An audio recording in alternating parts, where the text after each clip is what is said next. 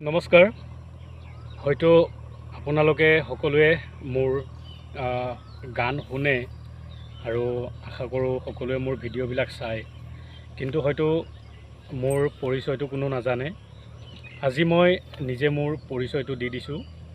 মোৰ নাম শ্ৰী ৰাজু দাস আৰু মোৰ ঘৰ বজালী ডিষ্ট্ৰিক্টৰ বৰকুৰ গাঁৱত।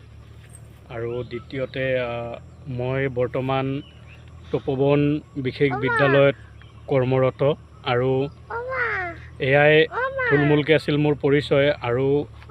আৰু এটা কথা কওঁ, আপোনালোকক যদি কেতিয়াবা প্ৰয়োজন হয় তেতিয়াহ'লে মোৰ লগত আপোনালোকে যোগাযোগ কৰিব পাৰিব সংগীতৰ কাৰণে। আৰু মই চিনাকি কৰি দিছোঁ। আৰু মোৰ লগত আছে মোৰ 3.5 বছৰীয়া মোৰ ল'ৰা। মোৰ ল'ৰা 3.5 বছৰ বয়স তাৰ বৰ্তমান।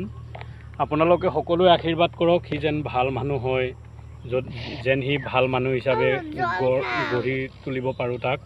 গতিকে আপোনালোকৰ আশীৰ্বাদে সকলো হ'ব। এতিয়া তাৰ পানী পিয়াহ লাগিছে, বহুত গৰম, পানী খাম কৈ আছে, গতিকে তাক এৰি দিছোঁ মই।